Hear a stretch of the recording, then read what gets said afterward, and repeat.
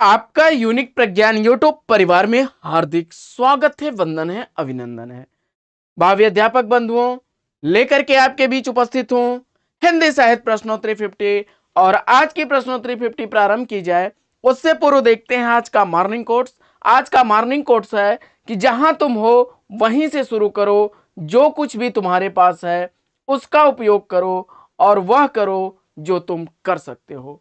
और you can do everything but how, decide your self.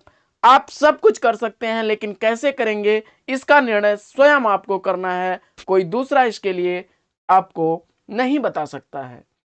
तो साथियों, इसी मॉर्निंग कोट्स के साथ प्रारंभ करेंगे आज की प्रश्नोत्तरी 50। लेकिन प्रश्नोत्तरी 50 का पहला प्रश्न आप तक पहुंचे उससे पूर्व अगर वीडियो को पहली बार देख रहे हैं अथवा चैनल पर नए हैं तो कृपया चैनल को सब्सक्राइब कर लें और बगल में बने हुए बेल आइकन से ऑल बटन को प्रेस करें, जिससे कि आने वाले नए वीडियो की नोटिफिकेशन आपको सबसे पहले मिल सके। तो बिना समय गवाए प्रारंभ करेंगे पाठचर्या को, और पाठचर्या में देखेंगे आज का पहला प्रश्न। धूमिल की अंतिम कृति कौन सी है? तो सुदामा पांडे धूमिल की अंतिम कृति सुदामा पांडे का प्रजातंत्र है। 1983 ईस्वी इसका प्रकाशन काल है। 1983 ईस्वी इसका प्रकाशन काल है। आइए बढ़ते हैं अगले प्रश्न की तरफ। और अगला प्रश्न है, बाजे पायलिया के घुघरू संस्मरण के लेखक कौन है? तो बाजे पायलिया के घुघरू यह संस्मरण कन्हैयालाल मिश्र प्रभाकर द्वारा लिखा गया 1958 ईस्वी का प्रकाशित संस्मरण है। अगला प्रश्न, 30 दिन मालवीय जी के साथ किस विधा की रचना है? तो 30 दिन मालवीय जी के साथ यह राम नरेश त्रिपाठी जी द्वारा लिखा गया संस्मरण है, जिसका रचना काल है 1942 ईस्वी। अगला प्रश्न 42। अगला प्रश्न है कि आज का हिंदी उपन्यास समीक्षा पुस्तक के रचनाकार कौन है? आज का हिंदी उपन्यास समीक्षा पुस्तक के रचनाकार कौन है? जवाब हो जाएगा डॉक्टर इंद्रनाथ मदान। अगला प्रश्न है कि मनीषी की लोक यात्रा हमारा करें जीवनी के लेखक कौन है? तो मनीषी की लोक यात्रा कविराज गोपीनाथ की जीवनी है, जिसको लिखने वाले हैं भगवती प्रसाद सिंह। अगला प्रश्न है कि हिमालय की यात्रा सूर्योदय का देश यात्रा साहित्य के रचनाकार कौन है? तो हिमालय की यात्रा और सूर्योदय का देश दोनों ही कृतियां काका कालेलकर की हैं, जिसमें हिमालय की यात्रा का प्रकाशन काल है 1948 ईस्वी और सूर्योदय का देश 1955 ईस्वी की प्रकाशित कृतियां हैं। अगला प्रश्न है कि आरोह अवरोह आत्मकथा की रचनाकार कौन है? तो आरोह अवरोह आत्मकथा सुषमा देवी द्वारा लिखी गई 2014 ईस्वी की प्रकाशित आत्मकथा है। अगला प्रश्न है कि साकेत एक अध्ययन आलोचना कृति के लेखक कौन है? साकेत एक अध्ययन आलोचना कृति डॉक्टर नगेंद्र द्वारा लिखी गई 1939 ईस्वी की प्रकाशित कृति है।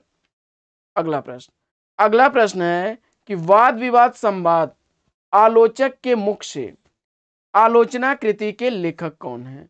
तो वाद विवाद संवाद और आलोचक के मुख से दोनों ही आलोचना कृतियां डॉक्टर नामवर सिंह द्वारा लिखी गई हैं, और जिसका प्रकाशन क्रमशः वाद विवाद संवाद का 1989 ईस्वी और आलोचक के मुख से 2005 ईस्वी है। अगला प्रश्न है कि कुछ चंदन की कुछ कपूर की निबंध संग्रह के निबंधकार कौन है? कुछ चंदन की कुछ कपूर की निबंध संग्रह के निबंधकार विष्णुकांत शास्त्री हैं।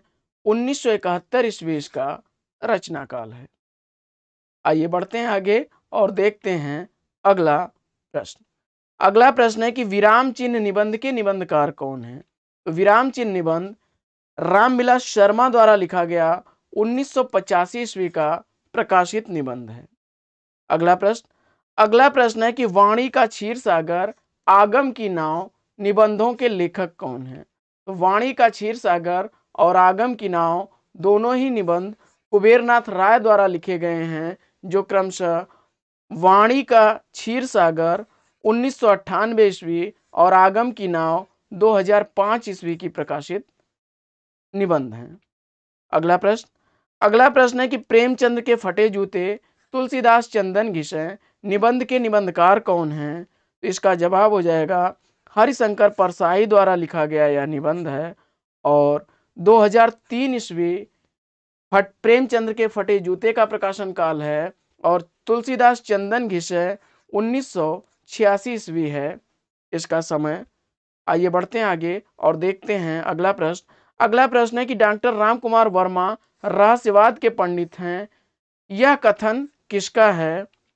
तो डॉक्टर राम कुमार वर्मा रहस्यवाद के पंडित हैं, यह कथन भगवती चरण वर्मा जी का है।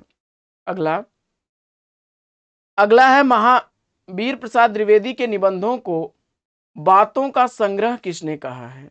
महावीर प्रसाद द्विवेदी के निबंधों को बातों का संग्रह कहने वाले हैं आचार्य रामचंद्र शुक्ल जी। आइए बढ़ते हैं आगे और देखते हैं अगला प्रश्न है कि स्नेहया स्वर्ग और विश्वामित्र यह गीत नाट्य के रचनाकार कौन हैं? तो दोनों ही गीत नाट्य लिखे गए हैं उदय शंकर भट्ट द्वारा। स्नेहया स्वर्ग का 1946 ईस्वी रचना काल और 1938 ईस्वी है विश्वामित्र का। स्नेहया स्वर्ग जो है यूनान की एक पौराणिक आख्यान पर आधारित रचना है। अगला प्रश्न, अशोक की आत्मपीड़ा से मुक्ति की कथा गे के किस गीत नाट्य में वर्णित है? अशोक की आत्मपीड़ा की मुक्ति की कथा अज्ञेय द्वारा लिखे गए उत्तर प्रियदर्शी में वर्णित है और 1967 ईस्वी का प्रकाशन काल है। अगला प्रश्न है कि नाटक बहुरंगी रात रानी नरसिंह कथा नाटकों के रचनाकार कौन है? तो नाटक बहुरंगी रात रानी और नरसिंह कथा नाटक लिखा गया है लक्ष्मी नारायण लाल द्वारा, जिसमें नाटक बहुरंगी 1961 ईस्वी, रात रानी 1963 ईस्वी और नरसिंह कथा 1975 ईस्वी के प्रकाशित नाटक हैं।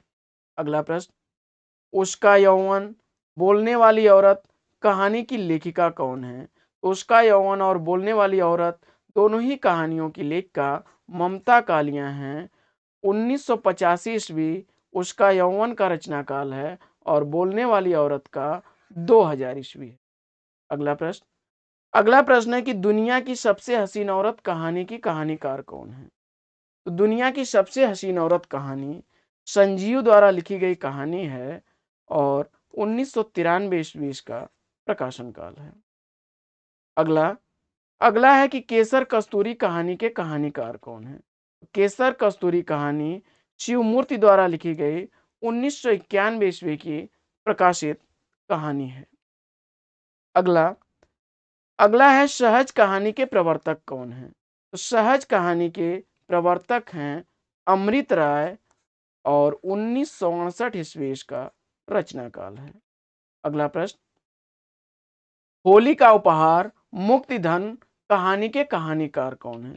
तो होली का उपहार मुक्तिधन कहानी के कहानीकार मुंशी प्रेमचंद्र हैं और होली का उपहार 1931 ईस्वी की प्रकाशित कहानी है, जबकि मुक्तिधन 1924 ईस्वी की प्रकाशित कहानी है। अगला प्रश्न है कि खूंटियों पर टंगे लोग जंगल का दर्द काव्य संग्रह के रचनाकार कौन है?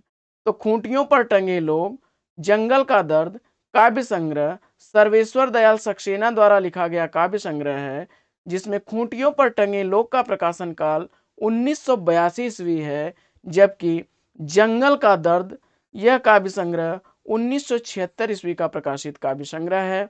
बढ़ते हैं अगले प्रश्न की तरफ और अगला प्रश्न है भुलक्कड़ों का देश व्यंग साहित्य के रचनाकार कौन है? भुलक्कड़ों का देश व्यंग साहित्य लिखने वाले नंद दुलारे वाजपेयी जी हैं। अगला प्रश्न है कि ठंडा लोहा 7 गीत वर्ष काव्य कृतियों के रचनाकार कौन है? तो ठंडा लोहा 7 गीत वर्ष काव्य कृतियां धर्मवीर भारती द्वारा लिखी गई हैं, जिसमें 1952 ईस्वी ठंडा लोहा का प्रकाशन काल और 7 गीत वर्ष का 59 ईस्वी है। अगला प्रश्न है प्रयोग कलात्मक अनुभव का क्षण है। प्रयोग कलात्मक अनुभव का क्षण है। प्रयोगवाद के संदर्भ में यह कथन किसका है? तो जवाब हो जाएगा रघुवीर सहाय का। अगला प्रश्न है कि हुंकार को प्रथम प्रगतिवादी रचना किसने माना है? हुंकार को प्रथम प्रगतिवादी रचना मानने वाले हैं प्रकाश चंद्र गुप्त। और हुंकार के रचनाकार कौन है? रामधारी सिंह दिनकर। रामधारी सिंह दिनकर की रचना है। रामधारी सिंह दिनकर की रचना है यह। अगला प्रश्न है डॉक्टर बच्चन के अनुसार प्रथम प्रगतिवादी कृति कौन सी है? तो डॉक्टर बच्चन ने सुमित्रा नंदन पंत की कृति युगवाणी को प्रथम प्रगतिवादी कृति माना है, जिसका प्रकाशन काल 1939 ईस्वी है। अगला प्रश्न है कि चना चबेना हास्य व्यंग के रचनाकार कौन है? चना चबेना हास्य व्यंग ईश्वरी प्रसाद शर्मा द्वारा लिखा गया 1924 ईस्वी का प्रकाशित हास्य व्यंग है। और अगला प्रश्न है कि वैयक्तिक कविता छायावाद की अनुजा और प्रगतिवाद की अग्रजा है, यह कथन किसका है? तो जवाब हो जाएगा डॉक्टर नगेंद्र का। अगला प्रश्न है कि पशु पक्षियों पर आधारित महादेवी वर्मा का कौन सा संस्मरण है? पशु पक्षियों पर आधारित महादेवी वर्मा का मेरा परिवार संस्मरण है और 1972 ईस्वी इसका प्रकाशन काल है। अगला प्रश्न है कि क्रांतिकारी कवि निराला आलोचना ग्रंथ के लेखक कौन है? तो क्रांतिकारी कवि निराला आलोचना ग्रंथ जो है डॉक्टर बच्चन सिंह द्वारा लिखा गया है और 1961 ईस्वी इसका प्रकाशन काल है। अगला प्रश्न है कि राय देवी प्रसाद पूर्ण का प्रिय छंद कौन सा है? तो जवाब हो जाएगा कुंडलियां। अगला प्रश्न है कि इतिवृत्तात्मकता किस युग की सबसे बड़ी विशेषता है? तो इतिवृत्तात्मकता द्विवेदी युग की सबसे बड़ी विशेषता है। अगला प्रश्न भक्ति सर्वस्व भारत भिक्षा काव्य कृतियों के रचनाकार कौन हैं? तो भक्ति सर्वस्व और भारत भिक्षा काव्य कृतियां भारतेंदु हरिश्चंद्र द्वारा लिखी गई काव्य कृतियां हैं, जो भक्ति सर्वस्व 1870 ईस्वी और भारत भिक्षा 1875 ईस्वी की प्रकाशित काव्य कृति है। अगला प्रश्न वृत्त रत्नाकर के रचनाकार कौन है? वृत्त रत्नाकर कृति केदारनाथ भट्ट द्वारा लिखी गई 14वीं सदी की कृति है। अगला प्रश्न है कि रस प्रबोध के रचनाकार कौन है? रस प्रबोध के रचनाकार रसलीन है। 1742 ईस्वी इसका रचनाकाल है। अगला प्रश्न पद्मावत को हिंदी में अपने ढंग की अकेली ट्रेजिक कृति किस आलोचक ने कहा है? पद्मावत को हिंदी में अपने ढंग की अकेली ट्रेजिक कृति कहने वाले हैं विजय देवनारायण शाही। अगला प्रश्न दादू की रचनाओं का प्रमाणिक संकलन दादू दयाल शीर्षक से किसने संपादित किया? तो जवाब हो जाएगा परशुराम चतुर्वेदी ने। अगला प्रश्न है कि आचार्य रामचंद्र शुक्ल ने रीति का परंपरा का प्रवर्तक किसे माना है? तो जवाब हो जाएगा चिंतामणि त्रिपाठी ने। अगला प्रश्न है कि कृष्ण गीतावली की रचना तुलसीदास ने किस स्थान पर की? तो कृष्ण गीतावली की रचना तुलसीदास ने वृंदावन में की थी। अगला प्रश्न कृष्ण शतक रसिक रहस्य काव्य ग्रंथ के रचनाकार कौन है? कृष्ण शतक और रसिक रहस्य काव्य ग्रंथ के रचनाकार अयोध्या सिंह उपाध्याय हरिऔध हैं, जिसका प्रकाशन क्रमशः कृष्ण शतक 1882 ईस्वी की रचना है और 1899 ईस्वी रचना काल है रसिक रहस्य का। अगला प्रश्न रंग में भंग जयद्रथ वध कृतियों के रचनाकार कौन है? तो रंग में भंग 1909 ईस्वी की और जयद्रथ वध यह 1910 ईस्वी की प्रकाशित कृतियां हैं। मैथिली शरण गुप्त जी इसके रचनाकार हैं। अगला प्रश्न है कि मैथिली शरण गुप्त जी को राष्ट्र कवि की उपाधि किसने दी?